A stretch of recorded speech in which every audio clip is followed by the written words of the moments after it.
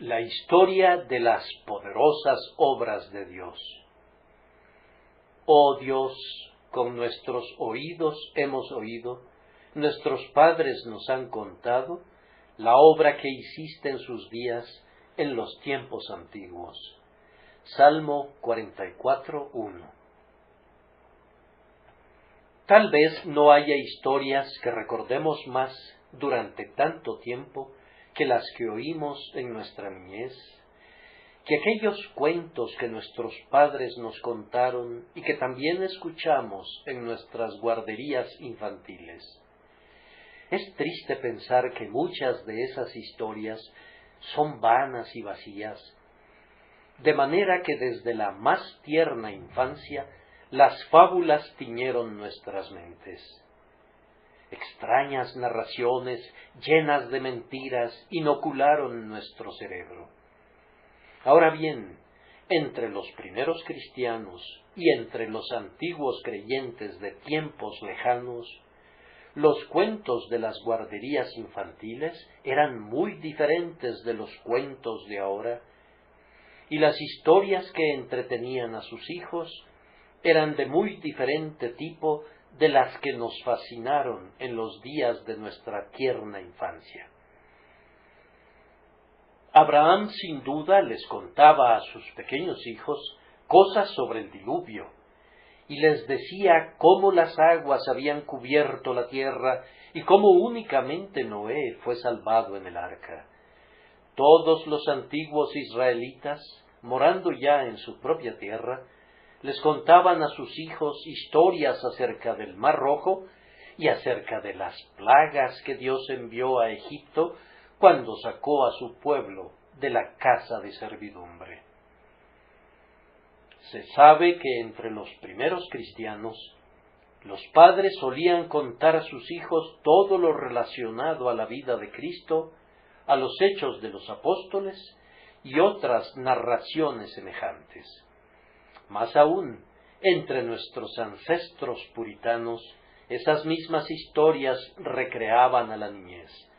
Sentados junto a la chimenea, ante aquellos antiguos mosaicos holandeses que mostraban pintorescos dibujos de exquisito primor de la historia de Cristo, las madres enseñaban a sus hijos que Jesús caminó sobre el agua y que multiplicó los panes, o les hablaban acerca de su maravillosa transfiguración, o de la crucifixión de Jesús.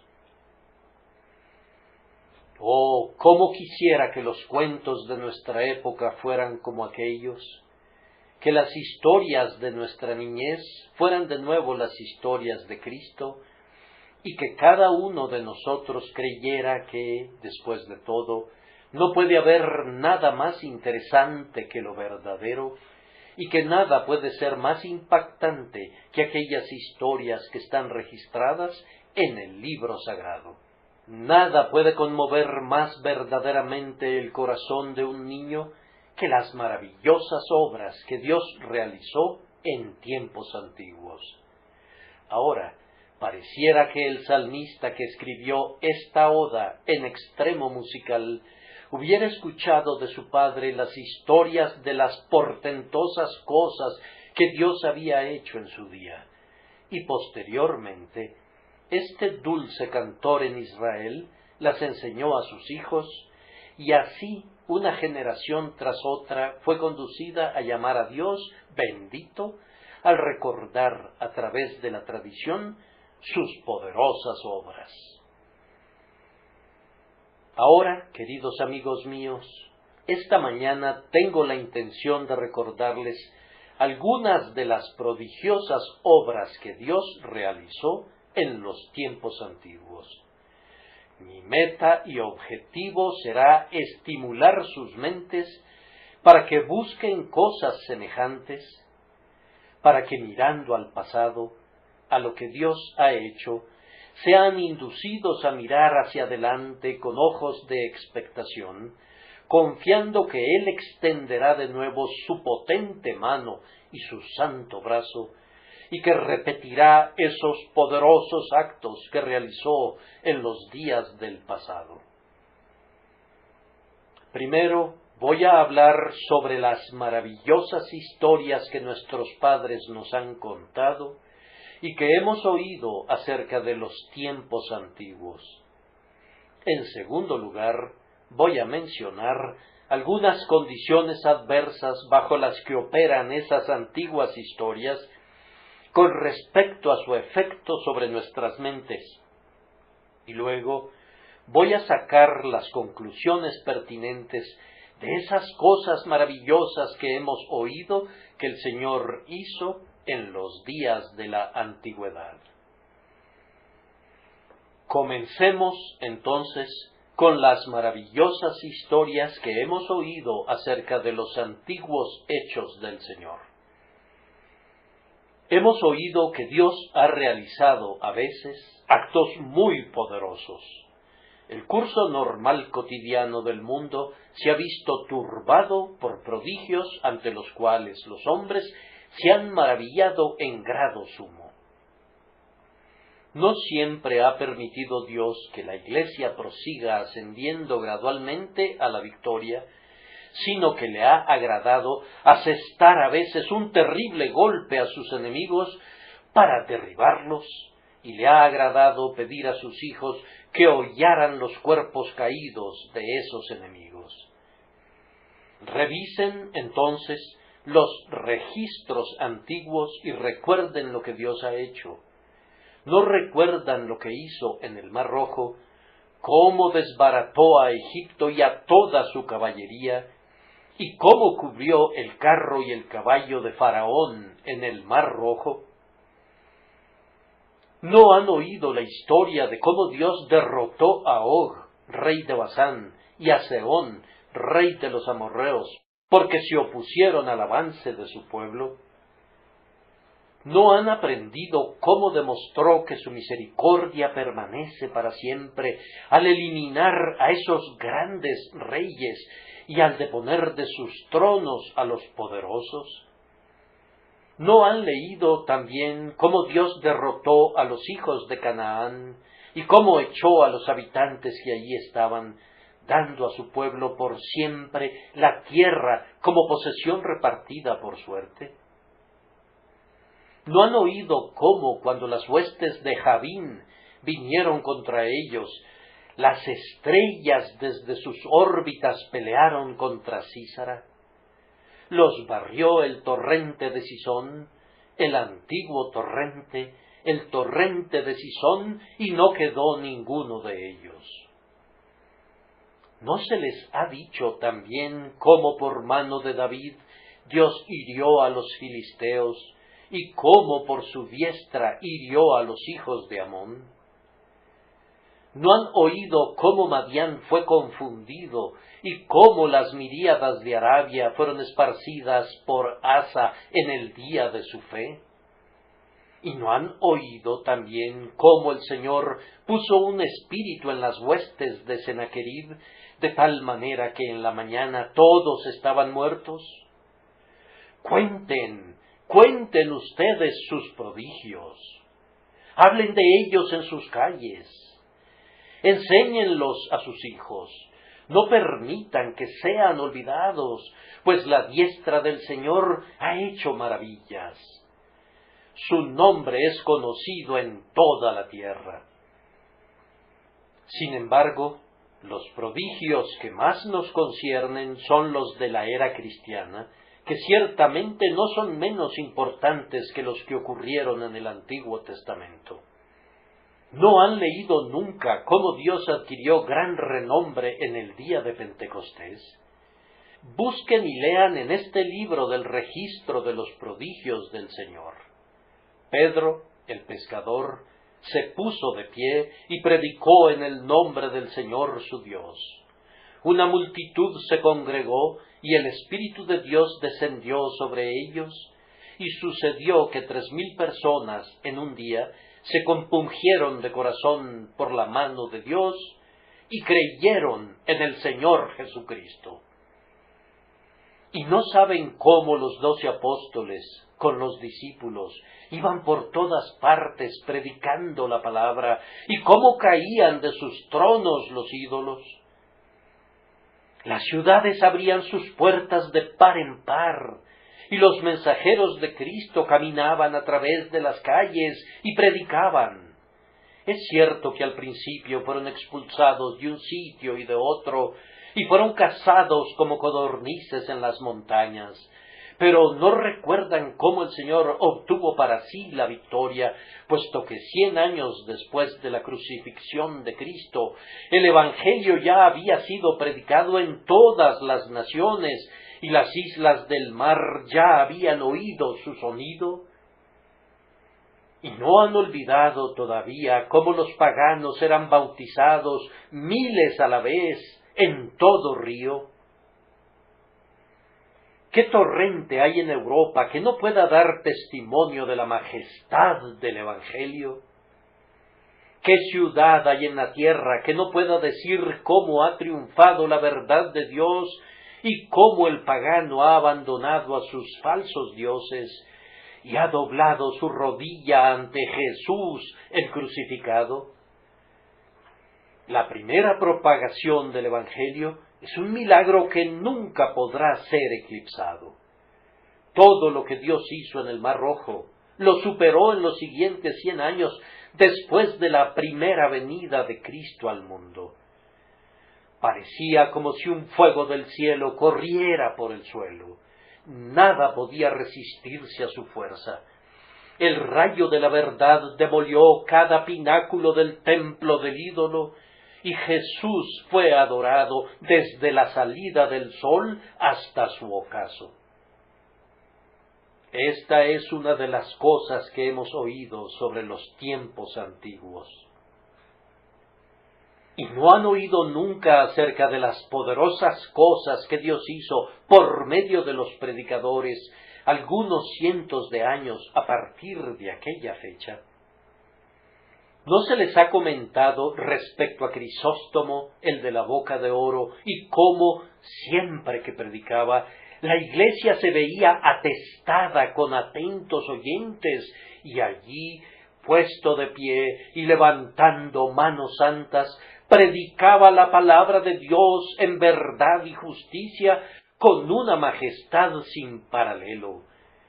El pueblo lo escuchaba al borde de sus asientos para no dejar escapar ni una sola palabra, y enseguida rompía el silencio con sus aplausos y con golpes de los pies en el suelo.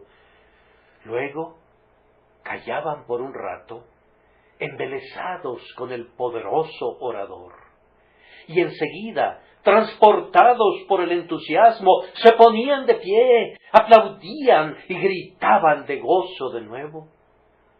Incontables fueron las conversiones en su día, y Dios era engrandecido en grado sumo, pues los pecadores eran salvados en gran número. Y nunca les han contado sus padres acerca de las portentosas cosas que fueron hechas posteriormente, cuando la negra oscuridad de la superstición cubrió la tierra, cuando el papado se sentó sobre su trono de ébano, extendió su vara de hierro a través de las naciones, cerró las ventanas del cielo, apagó a las propias estrellas de Dios y adensó las tinieblas que cubrían a la gente. ¿Nunca han oído acerca de cómo Martín Lutero se levantó y predicó el Evangelio de la gracia de Dios, y cómo las naciones temblaron y el mundo oyó la voz de Dios y vivió? ¿No han oído acerca de Zwinglio entre los suizos y de Calvino en la santa ciudad de Ginebra, y de las poderosas obras que Dios hizo por medio de ellos? Es más, como británicos, han olvidado a los poderosos predicadores de la verdad. Han cesado de zumbarles sus oídos con la prodigiosa historia de los predicadores que Wycliffe enviaba a cada mercado y a cada aldea de Inglaterra para predicar el Evangelio de Dios. Oh, ¿no nos narra la historia que aquellos hombres eran como tizones en medio de la paja seca, que su voz era como el rugido de un león, y su salida como la acometida de un leoncillo. Su gloria era como el primer nacido de novillo. Empujaron a la nación delante de ellos, y en cuanto a los enemigos, decían: «¡Destruye!». Nadie podía enfrentarse a ellos, pues el Señor, su Dios, los había ceñido con poder. Acercándonos un poco más a nuestros tiempos, ciertamente nuestros padres nos han contado las prodigiosas cosas que Dios hizo en los días de Wesley y de Whitefield. Todas las iglesias estaban dormidas. La falta de religión era la norma del día. Las propias calles parecían rezumar iniquidad y las alcantarillas rebosaban de la maldad del pecado. Se levantaron Whitefield y Wesley, hombres cuyos corazones el Señor había tocado, que tuvieron el arrojo de predicar el Evangelio de la gracia de Dios. Repentinamente, como en un instante, se oyó un sonido como de alas, y la iglesia dijo: «¿Quiénes son estos que vuelan como nubes y como palomas a sus ventanas?». «Vienen, vienen, incontables como las aves del cielo, como una ráfaga, como poderosos vientos que no pueden ser resistidos». En unos pocos años, por la predicación de estos dos hombres, Inglaterra fue impregnada con la verdad evangélica. La palabra de Dios fue conocida en cada pueblo, y casi no había ninguna aldea en la que los metodistas no hubiesen penetrado.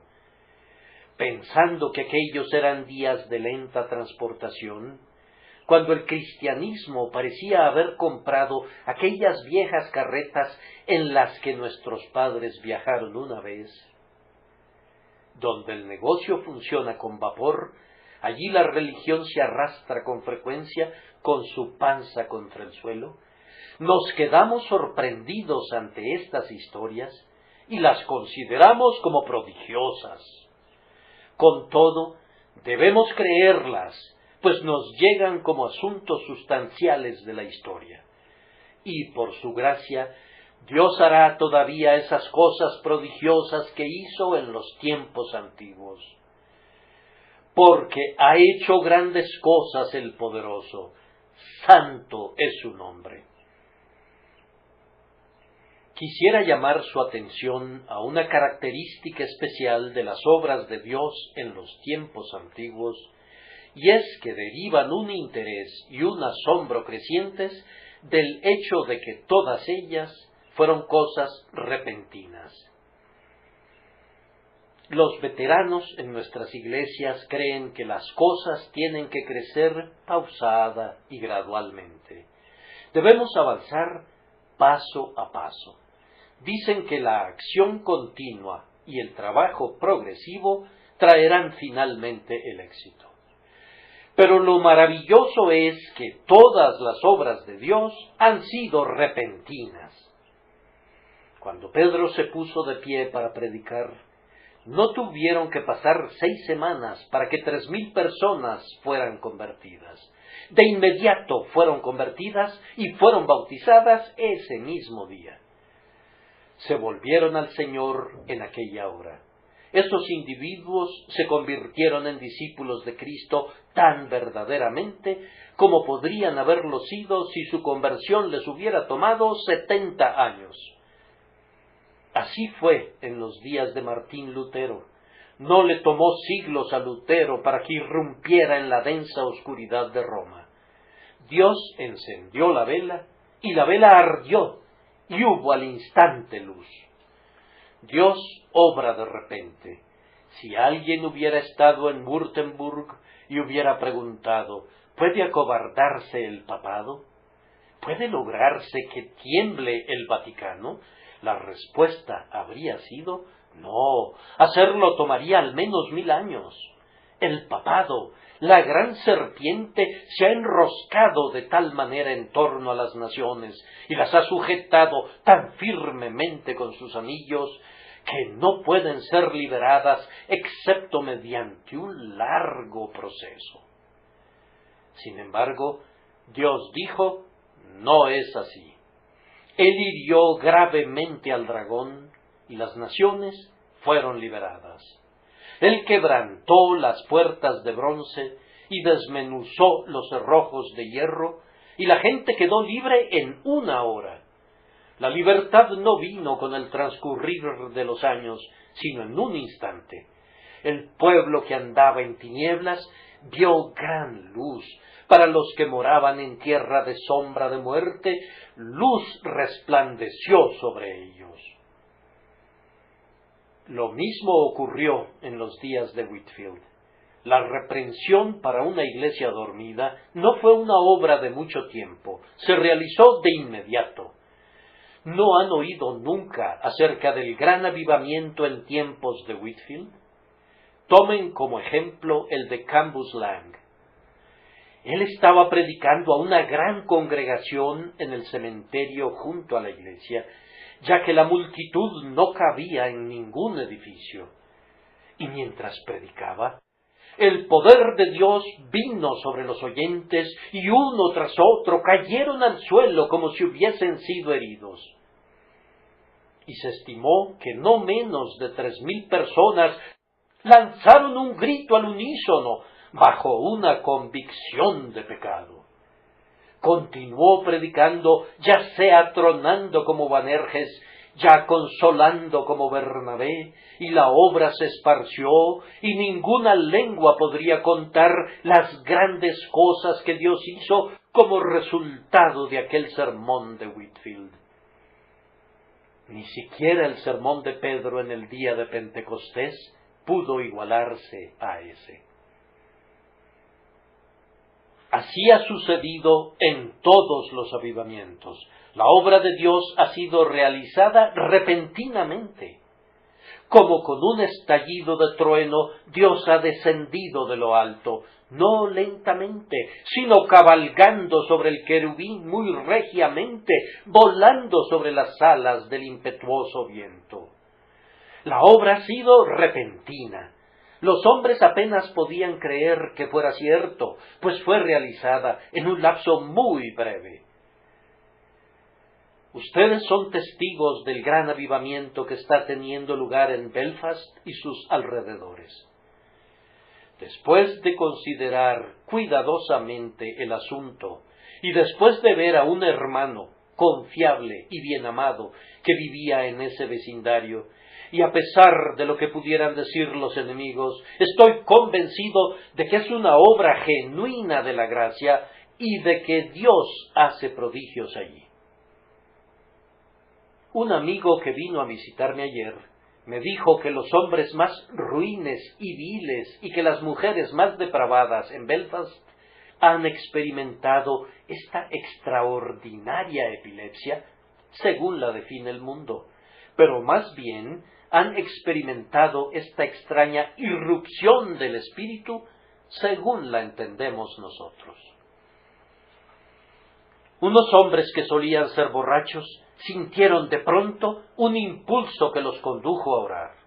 Ellos se resistían, recurrían a sus copas para apagarlo, pero mientras juraban y buscaban apagar al espíritu por medio de su blasfemia, Dios los llevó al fin a ponerse de rodillas y se vieron forzados a clamar pidiendo misericordia con gritos penetrantes y a agonizar en oración.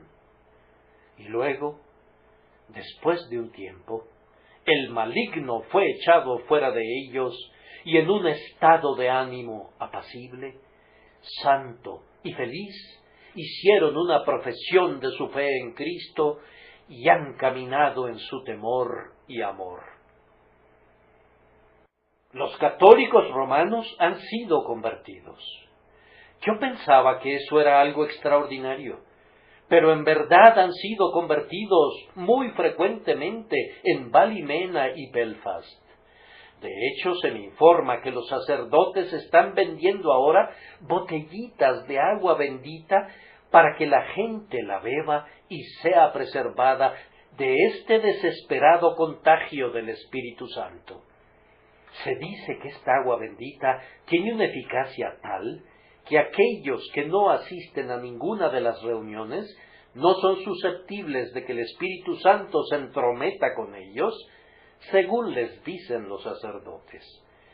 Pero si asisten a las reuniones, ni siquiera el agua bendita podría preservarlos, pues son muy susceptibles de caer presa de la divina influencia. Yo creo que son susceptibles, ya sea que asistan o no.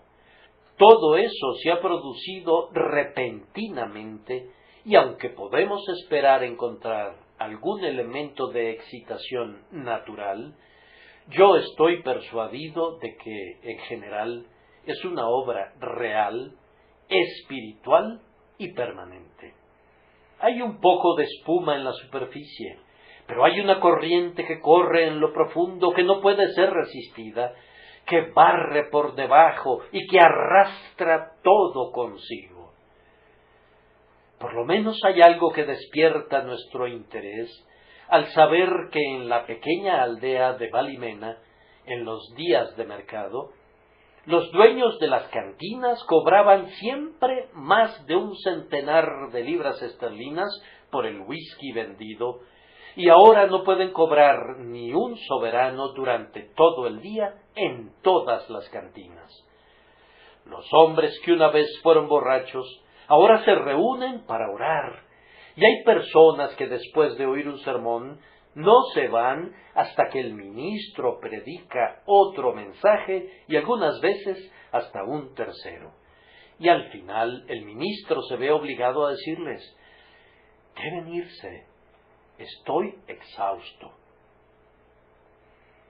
Luego se dividen en grupos en sus calles y en sus casas y claman a Dios pidiéndole que sus poderosas obras se multipliquen y que los pecadores sean convertidos a Él. Bien, dirá alguien, no podemos creerlo. Muy probablemente tú no puedas, pero algunos de nosotros sí podemos creerlo, pues lo hemos oído con nuestros oídos y nuestros padres nos han contado las poderosas obras que Dios hizo en sus días, y estamos preparados para creer que Dios puede hacer ahora cosas semejantes. He de observar aquí que hay una característica muy clara en todas estas antiguas historias. Siempre que Dios ha realizado una obra poderosa, ha sido por medio de un instrumento muy insignificante. Cuando venció a Goliat, fue por medio del pequeño David, que no era más que un rubio muchacho. No hay que guardar la espada de Goliat. Siempre pensé que ese fue un error de David. No hay que guardar la espada de Goliat. Más bien hay que guardar la piedra y hay que atesorar por siempre la honda en la armería de Dios. Cuando Dios resolvió hacer morir a Sísara, fue una mujer la que tuvo que hacerlo con un mazo y una estaca. Dios ha realizado sus obras más poderosas por medio de los instrumentos más insignificantes. Ese es un hecho sumamente cierto respecto a todas las obras de Dios. Pedro, el pescador, en Pentecostés; Lutero, el humilde monje, en la Reforma; Whitefield, el mozo de la posada Old Bell en Gloucester, en el tiempo del avivamiento del siglo pasado, y así será hasta el fin. Dios no obra con los caballos o con el carro de Faraón, sino con la vara de Moisés. Él no realiza sus prodigios con el torbellino y la tormenta, los realiza a través del silbo apacible y delicado, para que toda la gloria y todo el honor sean suyos. ¿Acaso no es esto una fuente de aliento para ustedes y para mí? ¿Por qué no podríamos ser utilizados para hacer aquí algunas obras poderosas para Dios? Además, hemos notado en todas estas historias de las poderosas obras en los tiempos antiguos, que donde quiera que Él ha hecho algo grande, ha sido por medio de alguien que ha tenido una fe muy grande. Yo creo verdaderamente en este momento que, si Dios así lo quisiera, cada alma en este salón sería convertida ahora. Si Dios decidiera poner de manifiesto las operaciones de su poderoso Espíritu, ni el más obstinado corazón sería capaz de oponerse. De quien quiere, tiene misericordia. Él hace lo que le place. Nadie puede detener su mano. Bien, dirá alguien, pero yo no espero ver grandes cosas. Entonces, querido amigo mío, no sufrirás ninguna decepción, pues no las verás. Pero quienes las esperan, las verán. Los hombres de gran fe hacen grandes cosas. Fue la fe de Elías la que mató a los sacerdotes de Baal. Si hubiera tenido la misma fe pequeña que algunos de ustedes tienen, los sacerdotes de Baal hubieran gobernado todavía al pueblo y nunca hubieran perecido a espada. Fue la fe de Elías la que lo indujo a decir: si Jehová es Dios, seguidle. Y también dice: escojan un buey y córtenlo en pedazos y pónganlo sobre leña, pero no pongan fuego debajo. Invocad luego vosotros el nombre de vuestros dioses, y yo invocaré el nombre de Jehová. Fue su noble fe la que lo indujo a decir: prended a los profetas de Baal, para que no escape ninguno. Y los llevó al arroyo de Sisón, y allí los degolló como un holocausto para Dios. El nombre de Dios fue muy engrandecido, porque la fe en Dios de Elías era muy poderosa y heroica. Cuando el Papa envió su bula a Lutero, Lutero la quemó. Puesto en pie en medio de la multitud, con el flamante documento en su mano, dijo: vean esto, es la bula papal. ¿Qué le importaba a él que todos los papas estuvieran dentro o fuera del infierno? Y cuando fue a Worms para comparecer en la gran dieta, sus seguidores le dijeron: corres peligro, no vayas. No, respondió Lutero, aunque hubiera tantos demonios en Worms como el número de tejas que hay sobre los techos de las casas, no temería. Yo iré. Y fue a Worms confiado en el Señor, su Dios. Lo mismo sucedió con Whitefield. Él creía y esperaba que Dios hiciera grandes cosas. Cuando subía a su púlpito, creía que Dios bendeciría al pueblo, y Dios lo hacía. Una fe pequeña puede hacer cosas pequeñas, pero una fe grande es honrada grandemente. Oh Dios, nuestros padres nos han dicho que siempre que tuvieron una gran fe, tú siempre la honraste, haciendo obras poderosas. No voy a retenerlos más en este punto, excepto para hacer una observación. Todas las obras poderosas de Dios han ido acompañadas de mucha oración y también de gran fe. ¿No han oído jamás cómo empezó el gran avivamiento americano? Un hombre modesto y desconocido puso en su corazón orar para que Dios bendijera a su país. Después de orar y luchar y hacer la conmovedora pregunta: Señor, ¿qué quieres que yo haga? Señor, ¿qué quieres que yo haga? Rentó un cuarto y puso un anuncio notificando que en ese local tendría lugar una reunión de oración a tal y tal hora del día. Se presentó a la hora indicada, pero no había ni una sola alma allí. Comenzó a orar y oró solo durante media hora aproximadamente. Alguien llegó al término de la media hora y luego llegaron 2 personas más, y creo que la reunión concluyó con 6 personas. Llegó la siguiente semana y unas 50 personas acudieron en diferentes momentos. Por fin asistieron unas 100 personas a la reunión de oración. Luego otras personas iniciaron otras reuniones de oración. Al final, casi no había ni una sola calle en Nueva York que no celebrara alguna reunión de oración. Los comerciantes encontraban tiempo para ir rápidamente a mitad del día a orar. Las reuniones de oración tuvieron lugar cada día y duraban cerca de 1 hora. Peticiones y súplicas eran enviadas a lo alto y eran ofrecidas delante de Dios con sencillez, y las respuestas llegaban. Muchos eran los felices corazones que se ponían de pie y testificaban que la oración ofrecida la semana anterior había sido cumplida. Luego sucedió que, estando todos en ferviente oración, el Espíritu de Dios descendió repentinamente sobre la gente. Entonces corrió el rumor de que en una cierta aldea un predicador había estado predicando lleno de ardor y que cientos de personas fueron convertidas en una semana.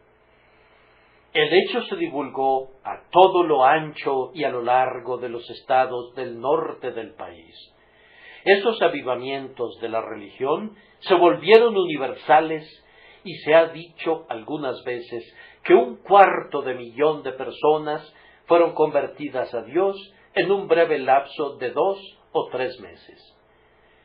El mismo efecto se produjo en Ballymena y Belfast por los mismos medios. Un hermano descubrió que en su corazón se albergaba el deseo de orar, y efectivamente oró. Luego tuvo lugar una habitual reunión de oración. Día tras día se congregaban para suplicar la bendición, y el fuego descendió y se realizó la obra. Los pecadores eran convertidos, no individualmente ni en pares, sino por centenas y por miles, y el nombre del Señor fue grandemente magnificado por el progreso del Evangelio.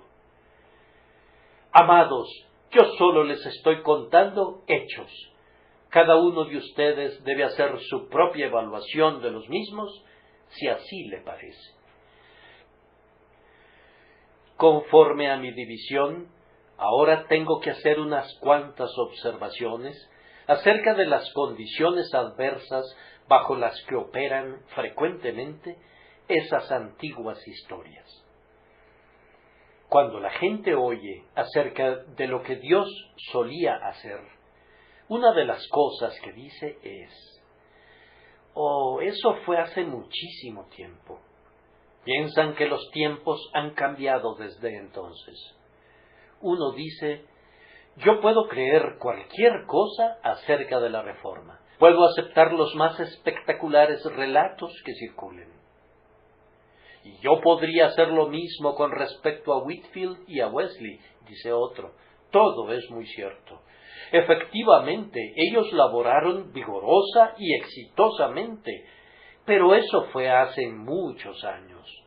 El estado de cosas de entonces era muy diferente al de ahora. Concedido, pero quiero saber qué tienen que ver las cosas con esto. Creí que era Dios quien lo hacía. ¿Ha cambiado Dios? ¿No es Dios inmutable, el mismo ayer y hoy y por los siglos? ¿No proporciona eso un argumento para demostrar que lo que Dios hizo una vez puede hacerlo de nuevo? Es más, creo que puedo ir más lejos y decir que lo que Él hizo una vez es una profecía de lo que se propone hacer de nuevo, que todas las poderosas obras que fueron realizadas en tiempos antiguos se repetirán otra vez, y que el cántico del Señor se cantará de nuevo en Sión, y Él será de nuevo grandemente glorificado. Otros dirán: «Oh, bien, yo considero que estas cosas son grandes prodigios, que son milagros. No debemos esperarlos todos los días». Esa es precisamente la razón por la que no los obtenemos. Si hubiéramos aprendido a esperarlos, sin duda los obtendríamos. Pero desafortunadamente los ponemos en un estante como cosas fuera del orden común de nuestra moderada religión, como meras curiosidades de la historia de la Escritura. Sin importar cuán ciertas sean, imaginamos que tales cosas son unos prodigios de la providencia. No podemos imaginar que sean acordes con el ordinario accionar de su gran poder. Yo les suplico, amigos míos, que repudien esa idea, que la expulsen de sus mentes. Todo lo que Dios ha hecho para convertir a los pecadores debe ser considerado como un precedente, pues he aquí que no se ha acortado la mano de Jehová para salvar, ni se ha agravado su oído para oír. Si estamos estrechos del todo, somos estrechos en nuestro propio corazón. Nosotros mismos tenemos que asumir la responsabilidad y con denuedo debemos buscar que Dios plante en nosotros la fe de los hombres de la antigüedad para que gocemos ricamente de su gracia como en los días de la antigüedad. Sin embargo, hay otra condición adversa bajo la que operan estas viejas historias. El hecho es que nosotros no las hemos visto. Vamos, yo podría hablarles perennemente de avivamientos, pero ustedes no creerían ni tan integralmente, ni tan verdaderamente en ellos, como si un avivamiento tuviera lugar en su medio. Si lo vieran con sus propios ojos, entonces verían su poder. Si hubieran vivido en los días de Whitefield, o hubieran oído predicar a Grimshaw, creerían cualquier cosa. Grimshaw predicaba hasta 24 veces a la semana. Predicaba muchas veces en el transcurso de un bochornoso día, transportándose de un lugar a otro en su caballo. Ese hombre en verdad predicaba. Parecía como si el cielo descendiera a la tierra para escucharlo. Hablaba con un denuedo real, con todo el fuego del celo que pudiera arder en un pecho mortal, y la gente temblaba mientras lo escuchaba y decía, ciertamente, esta es la voz de Dios. Lo mismo sucedía con Whitefield. La gente se mecía de un lado a otro mientras él hablaba, tal como el campo sembrado se mece con el viento. Tan poderosa era la energía de Dios después de oír un sermón así, que los hombres con el corazón más empedernido salían y decían, debe de haber algo en él, nunca oí nada semejante. ¿No pueden percibir estas cosas como hechos literales? ¿No se yerguen en toda su brillantez ante sus ojos? Entonces yo pienso que las historias que han oído con sus oídos deberían tener un efecto apropiado y verdadero en sus propias vidas. Esto me lleva, en tercer lugar, a las conclusiones apropiadas que han de extraerse de las antiguas historias de las poderosas obras de Dios. Quisiera poder hablar con el mismo fervor que tenían algunos de esos hombres cuyos nombres he mencionado.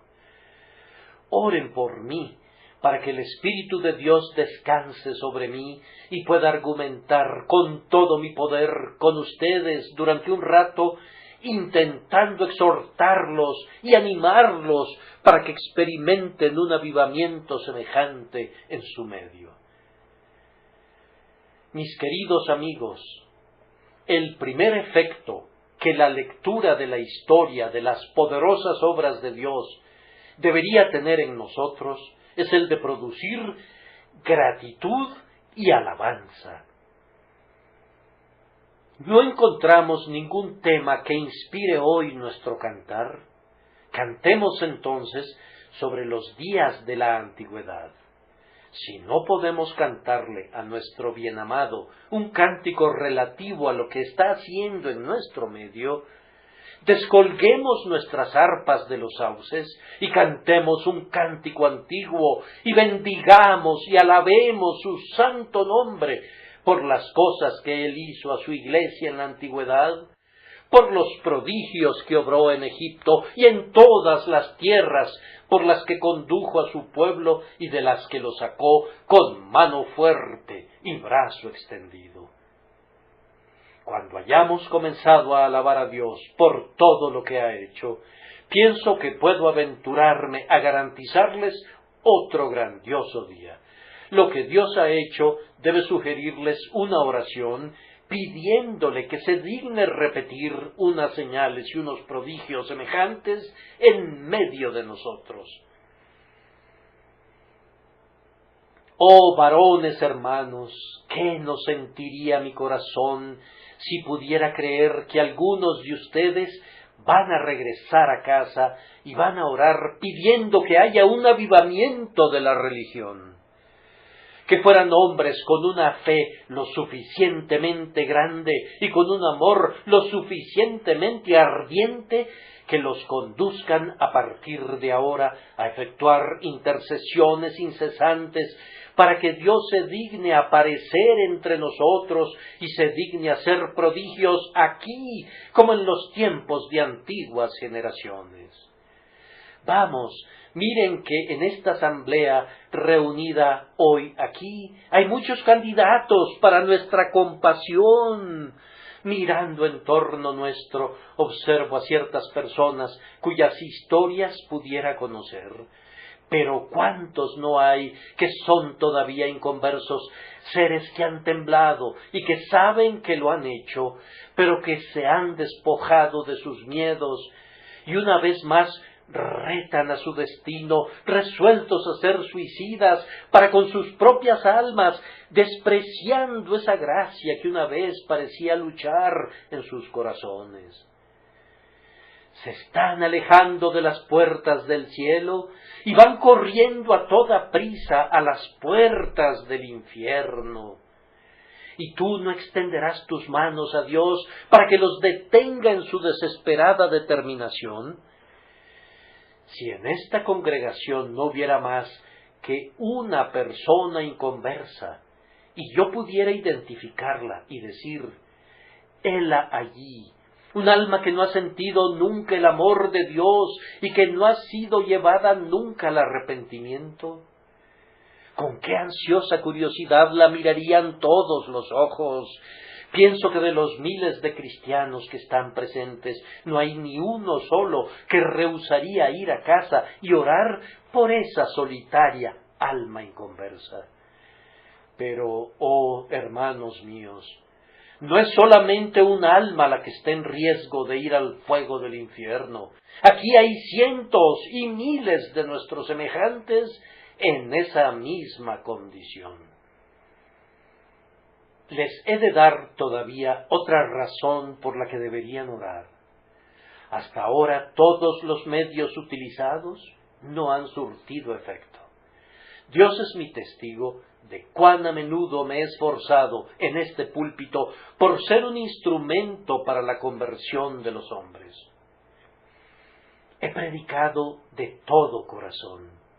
No podría decir más de lo que he dicho y espero que la privacidad de mi aposento me sirva de testigo del hecho de que no ceso de sentir cuando ceso de hablar. Antes bien, tengo un corazón para orar por aquellos que no son afectados nunca o que, si se ven afectados, apagan pese a todo al Espíritu de Dios. Queridos oyentes, he hecho lo más que he podido. ¿No vendrán al socorro de Jehová contra los fuertes? ¿No han de lograr sus oraciones lo que mi predicación no puede lograr? Helos ahí, los encomiendo a ustedes, hombres y mujeres cuyos corazones se niegan a derretirse, cuyas contumaces rodillas no se quieren doblar. Yo se los entrego a ustedes para que oren por ellos. Presenten sus casos cuando estén de rodillas delante de Dios. Esposa, nunca ceses de orar por tu esposo inconverso. Esposo, nunca detengas tu suplicación mientras no veas convertida a tu esposa. Y, oh padres y madres, ¿no tienen ustedes hijos inconversos? ¿No los han traído aquí domingo tras domingo, aunque siguen siendo lo mismo que han sido? Los han enviado primero a una capilla y luego a otra, pero son tal como eran. La ira de Dios permanece sobre ellos. Han de morir, y si murieran ahora, ustedes están conscientes con absoluta certeza de que las llamas del infierno los envolverán. ¿Y se niegan ustedes a orar por ellos? ¿Tendrían corazones empedernidos? ¿Tendrían almas embrutecidas si, conociendo ustedes mismos a Cristo, no oraran por quienes han salido de sus propios lomos, por sus hijos según la carne? Queridos amigos, no sabemos lo que Dios haría por nosotros si oráramos pidiendo una bendición. Consideren el movimiento que ya hemos visto. Nos consta que en Exeter Hall, en la Catedral de San Pablo y en la Abadía de Westminster, la gente se ha apretujado hasta en las puertas, pero no hemos visto ningún efecto de todas esas poderosas reuniones todavía. ¿No será que hemos intentado predicar sin haber intentado orar? ¿No es probable que la Iglesia haya estado extendiendo su mano que predica, pero no su mano que suplica? Oh, queridos amigos, si agonizamos en oración, sucederá que este Music Hall será testigo de los suspiros y de los gemidos de los penitentes y de los cánticos de los convertidos. Sucederá que esta gran muchedumbre no vendrá y se irá como lo hace ahora sin ser nada mejor. Por el contrario, los hombres saldrán de este salón alabando a Dios y diciendo: fue bueno haber estado allí. No fue otra cosa que la casa de Dios y la propia puerta del cielo. Con esto debe bastar para estimularlos a la oración. Otra conclusión que podemos sacar es que todas las historias que hemos oído deberían corregir cualquier autodependencia que pudiera haber entrado furtivamente en nuestros traicioneros corazones. Tal vez, como congregación, hayamos comenzado a depender de nuestros números y de otras cosas. Es posible que hayamos pensado: seguramente Dios nos bendecirá por medio del ministerio. Ahora bien, las historias que nuestros padres nos han contado deberían recordarnos a todos que Dios salva no por muchos, ni por unos cuantos, que no está en nosotros hacer esto, sino que Dios tiene que hacerlo todo. Pudiera ser que algún predicador ignorado, cuyo nombre ha sido desconocido hasta ahora, algún oscuro residente de St. Giles, se dé a la tarea en esta ciudad de Londres de predicar al Señor con un mayor poder del que los obispos o ministros hayan conocido antes. Yo le doy la bienvenida. Dios sea con él, sin importar de dónde venga, que Dios le ayude y que sea realizada la obra. Sin embargo, tal vez Dios tenga la intención de bendecir al instrumento usado en este lugar para tu bien y para tu conversión. Si es así, soy 3 veces feliz al pensar que ese podría ser el caso. Pero no dependan en absoluto del instrumento. No, cuando los hombres más se reían y más se burlaban de nosotros, más nos bendecía Dios. Ahora ya no es algo deshonroso asistir al Music Hall. No somos tan despreciados como lo fuimos antes, pero me pregunto si tenemos una bendición tan grande como la que una vez tuvimos.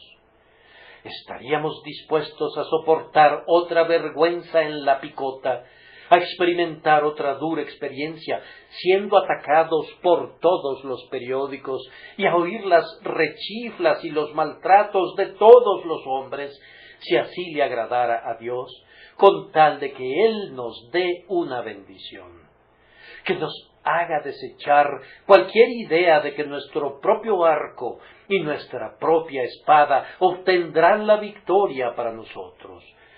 Nunca veremos un avivamiento aquí, a menos que creamos que es el Señor, y sólo el Señor, quien puede hacerlo. Habiendo dicho esto, voy a esforzarme para estimularlos con la confianza de que el resultado que he imaginado puede ser obtenido y que las historias que hemos oído sobre los tiempos antiguos pueden hacerse realidad en nuestros días. ¿Por qué no podría ser convertido cada uno de mis oyentes? ¿Hay alguna limitación en el Espíritu de Dios? ¿Por qué el ministro más débil no se podría convertir en un instrumento de salvación para miles de personas? ¿Se ha acortado el brazo de Dios? Hermanos míos, cuando les pido que oren a Dios, suplicándole que haga del ministerio algo vivo y poderoso, como una espada de dos filos, para salvación de los pecadores, no les estoy imponiendo una tarea ardua, ni mucho menos imposible. Solo tenemos que pedirlo para obtenerlo. Antes de que llamemos, Dios responderá, y mientras estamos hablando todavía, Él oirá. Solo Dios sabe qué puede resultar del sermón de esta mañana, si Él decide bendecirlo. A partir de este momento pueden orar más, y desde este momento Dios puede bendecir más el ministerio. A partir de esta hora, otros púlpitos se pueden llenar de más vida y vigor que antes. Desde este mismísimo momento, la palabra de Dios puede fluir y correr y arremeter y alcanzar para sí una sorprendente e ilimitada victoria. Solo luchen en oración, reúnanse en sus casas, vayan a sus aposentos privados, sean denodados e insten a tiempo y fuera de tiempo, agonicen por las almas y todo lo que han oído será olvidado por todo lo que verán. Y todo lo que otras personas les han dicho será como nada comparado con lo que oirán con sus oídos y lo que verán con sus ojos en medio de ustedes. Oh, ustedes, para quienes todo esto es un cuento ocioso, que no aman a Dios, ni le sirven tampoco, yo les suplico que hagan un alto y piensen por un momento. Oh, Espíritu de Dios, bendice a tu siervo mientras expresa algunas frases y haz que sean poderosas. Dios ha contendido con algunos de ustedes. Han tenido sus tiempos de convicción. Tal vez ahora están tratando de ser infieles. Están intentando decir ahora, no hay infierno, no hay un más allá. Eso no funcionará. Ustedes saben que hay un infierno, y ni toda la risa de quienes buscan arruinar a sus almas podría hacerlos creer que no lo hay. Algunas veces intentan pensar que no lo hay, pero ustedes saben que Dios es veraz. Yo no discuto con ustedes ahora. La conciencia les dice que Dios los castigará por el pecado. Pueden estar seguros de que no encontrarán ninguna felicidad tratando de ahogar al Espíritu de Dios. Apagar los pensamientos que los conducirían a Cristo no es la senda a la bienaventuranza. Yo les suplico que no detengan el brazo de Dios, no sigan resistiendo a su Espíritu. Doblen la rodilla y aférrense a Cristo y crean en Él. Todavía sucederá lo mismo. Dios, el Espíritu Santo, los salvará. Yo confío verdaderamente que en respuesta a las muchas oraciones, Él tiene todavía la intención de salvarlos. Cedan ahora, pero recuerden que si tienen éxito en apagar al espíritu, su éxito será el desastre más terrible que jamás pudiera ocurrirles, pues si el espíritu los abandonara, estarían perdidos. Pudiera ser que esta fuera la última advertencia que reciban, la convicción que ahora están tratando de aplacar y de ahogar, pudiera ser la última que tendrán jamás, y el ángel que sostiene el sello negro y la cera puede andar rondando para sellar su destino y decir: déjenlo solo, él elige la borrachera, elige la lujuria, que disfrute de esas cosas y que coseche la paga en los fuegos eternos del infierno. Pecadores, crean en el Señor Jesús, arrepiéntanse y conviértanse cada uno de ustedes. Me atrevo a decir lo que Pedro dijo: rompiendo todos los lazos de todo tipo que pudieran cerrar mis labios, yo los exhorto en el nombre de Dios a que se arrepientan y escapen de la condenación. En unos cuantos meses o años sabrán lo que significa la condenación, a menos que se arrepientan. Oh, vuelen a Cristo mientras la lámpara esté viva y arda, y mientras la misericordia sea predicada todavía para ustedes.